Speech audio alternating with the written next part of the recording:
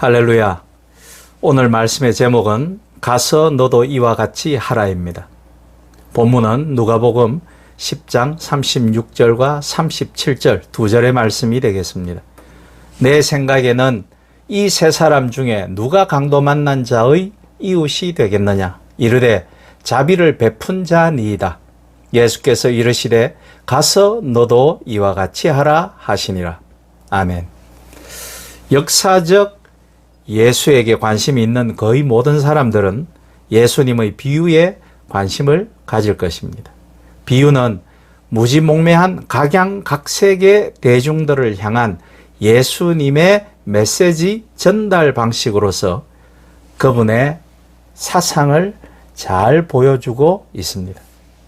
신학자 스캇은 비유로서 예수님이 종교적 천재임이 드러난다고 극찬을 하고 있는데 저도 이 말씀에 동의합니다.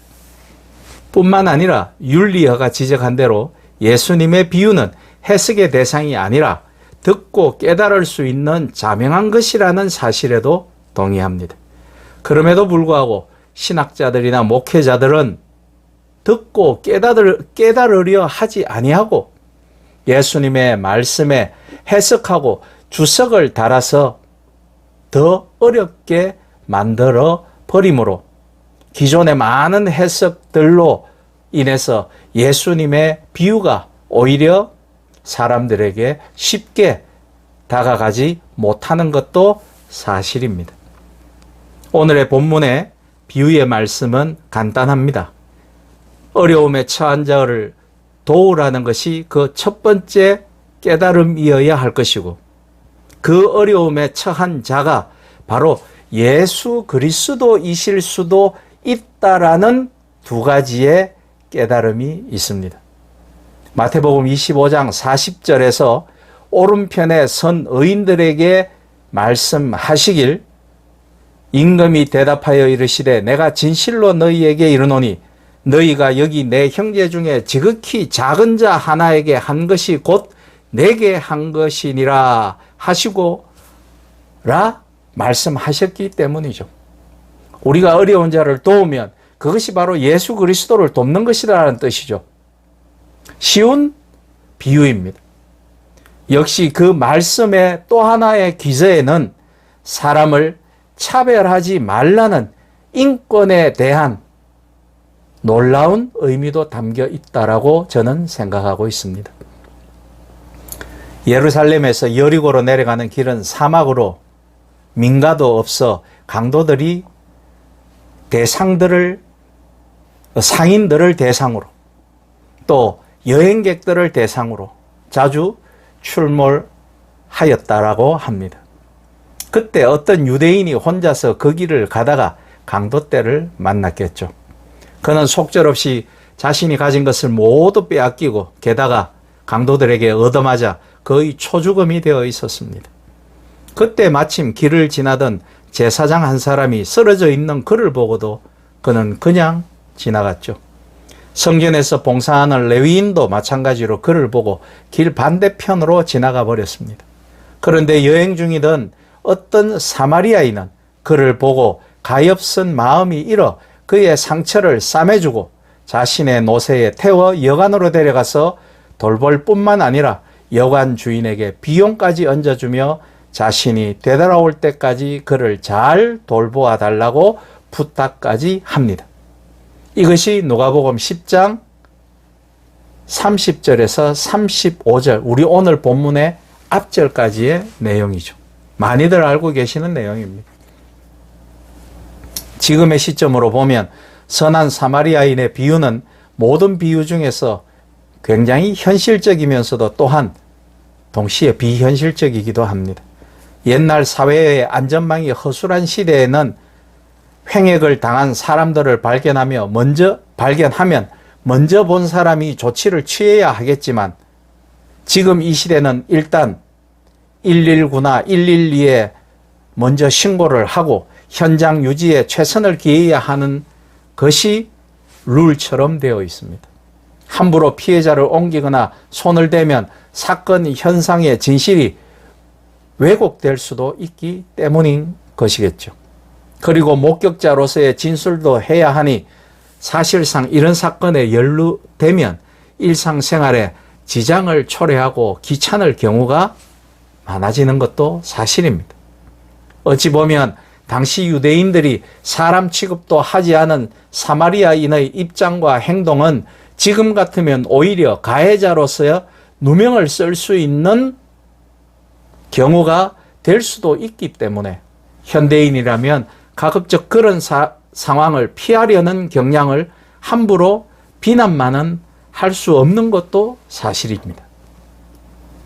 성경 주석자들에 의하면 이 비유는 예수님 시대에 실제 일어난 사건을 예화로 들었다라는 설도 있고 강도에게 피해를 당한 사람을 구해준 사마리아인을 예수님의 전형으로서 은유적 이야기라는 설도 있습니다.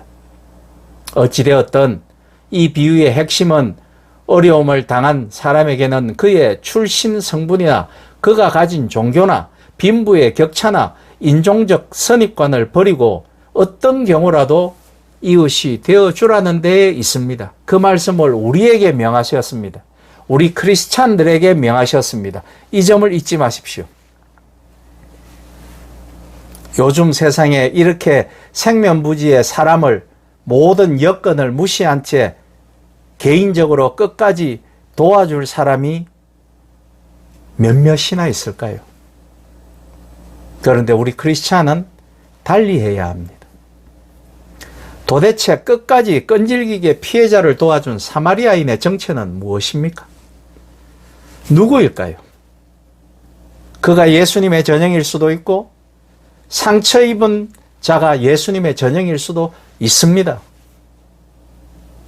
팍팍한 우리의 삶을 비추어 보면 생판 모르는 사람의 가까운 이웃이 되어주라는 것은 성인군자가 되라는 것보다 더 어려운 주문이 아닌가도 싶습니다. 이 비유는 지금 이 시대에 우리로서는 듣기에 참으로 불편하기 짝이 없습니다. 쉬운 비유가 아닙니다. 깨달음이 뒤따라야 하는 비유입니다. 우리 옛말에는 못난 놈 옆에 가면 정 맞는다든지 무슨 싸움이 났을 때는 절대로 끼어들지 말라는 그런 말들이 그걸 또는 금과 옥조로 생각하고 지키며 살아가는 사람들이 얼마나 많습니까? 양심을 행동으로 옮기기보다 그냥 조용히 있다가 굿이나 보고 떡이나 먹자 라는 행동하지 않는 사람들이 얼마나 많습니까? 그런데 예수님은 우리에게 행동하라고 요구하십니다. 본문에 보면 선한 사마리아인의 비유의 직전에 가장 큰 계명에 대한 예수님의 말씀이 있습니다. 황금률과 더불어 그 유명한 사랑의 이중 계명이죠. 대답하여 이르되 내 마음을 다하며 목숨을 다하며 힘을 다하며 뜻을 다하여 주 너의 하나님을 사랑하고 또한 내 이웃을 내 자신과 같이 사랑하라 하였나이다. 그 이상의 계명이 없다라고 누가복음 10장 27절에는 말씀하고 있습니다. 입술로만 마음으로만 하나님을 죽도록 사랑하고 내 이웃을 자기 자신처럼 사랑하라는 명령을 지키지 못하는 사람은 믿는 자가 아니라는 말씀이죠. 오늘 본문이 그 깨달음을 요구하고 있습니다. 우리 중 많은 믿는 자들이 하나님과 예수님을 사랑하고 그 누구보다 사랑하고 또 찬양하기를 즐거워하고 또 얼마나 그 찬양을 잘 부릅니까? 신이 나게 마치 신들린 것처럼 부르는 현장을 마치 콘서트 현장처럼, 좀 심하게 말씀드리면 무당 굿하는 현장처럼 보일 때도 있습니다. 성경 구절은 또 얼마나 많이 잘 외우며 기도는 또 얼마나 크게 부르짖어 오래 하는 사람들입니까? 오늘의 믿는 자들이 말씀입니다. 또 그들은 1년에 한두 번 성탄절이나 연말에는 꼭 이웃 돕기에 동참하기까지 합니다. 예수님은 그런 신앙 행위를 외식 행위라고, 남에게 보여주는 행위라고 말씀하셨습니다. 남에게 보여주는 신앙이죠. 다들 사정이 있겠지만 어느 정도 지속적으로 이웃을 돕는 교회나 크리스찬들이 얼마나 되는지 묻고 싶습니다. 뿐만 아니라 우리나라의 기업이나 기업인들만큼 지역과 사회에 대한 도네이션이 없는 경제 선진국이 얼마나 되는지도 묻고 싶습니다. 보통 우리가 알고 있는 내 이웃의 개념은 우리와 더불어 가까이 사는 사람들을 뜻합니다. 그러나 이 비유에서는 이웃의 개념이 다릅니다. 또한 우리가 살면서 자연스럽게 맺어진 이웃이 아니라 누구라도 고통받고 고난받고 슬퍼하고 가난하여 도움이 필요한 사람이 있다면 그에게 이웃이 되어주라는 말씀인 것입니다. 예수님이 이웃이 되어주라고 말씀하신 그 이웃은 한 번은 보았지만 두 번 다시 볼 수 없을 수도 있는 철저하게 생면부지에 모르는 사람입니다. 인류 전체를 사랑하신 예수님이 아닌 다음에야 우리가 어떻게 그럴 수 있단 말일까요? 우리는 이렇게 말할 수도 있습니다. 예수님 당신은 절대자이시고 우리는 그저 우리끼리 아는 사람만이라도 서로 도울 테니 제발 우리에게 무리한 요구를 하지 마소서 라고 예수님께 이야기해야 됩니까? 아니면 베드로처럼 원수를 용서하라고 했을 때 7번 정도 하면 되겠습니까? 라고 횟수를 정해서 이야기해야 할까요? 베드로의 그 말이 사실은 인지상정적인 말이겠죠. 70번씩 7번 원수를 용서하라. 할 수 있겠습니까? 목사인 저도 그거 어렵습니다. 아니, 한 번도 어렵잖아요. 우리는 사마리아인에게서 예수님의 사랑과 인류에 대한 예수님의 그 마음을 깨닫고 바라봐야 합니다. 공공의 복음과 사회정의의 실천은 하나님이 부여하신 인권을 최대로 존중하는 것이며 하나님의 형상으로 만들었잖아요, 인간을. 그런데 그 인간을 미워한다는 것은 아예 처음부터 1계명을 어기겠다라는 이야기죠. 그것이 바로 예수님의 가르침이며 예수님의 말씀을 존중하는 것입니다. 교회의 가르침이 개인의 구원과 개인적 신앙 고향에만 국한된다면 교회 건물이 세상에 존재할 이유가 하나도 없습니다. 그렇다면 무교회주의자의 지론이 옳다는 것을 반증할 뿐입니다. 세상의 나쁜 권력에 의해 이루어진 구조적 불평등은 개인의 힘으로는 타파할 수가 없습니다. 교회 지도자가 안이하게 신자들에게 열심히 기도하세요, 전도 많이 하세요 하는 가르침은 이미 세상 사람들로 지탄받은 지 오래되었습니다. 지난 몇 주 전에 이태원에서 큰 참사가 일어났을 때 우는 자를 위해서 울자라고 한국교회가 이야기했습니다. 울어서는 안 됩니다. 그들의 억울함, 그 유가족들의 억울함을 위해서 크리스찬들이 나서 주어야 하는 겁니다. 저 불쌍한 화물 노동자들의 그 피값, 땀값을 위해서라도 사회는 합의에 도달할 수 있도록 크리스찬들이 힘을 보태 주어야 합니다. 크리스찬들은 강한 자들의 편이 아닙니다. 지난 요 며칠 전 9일이죠.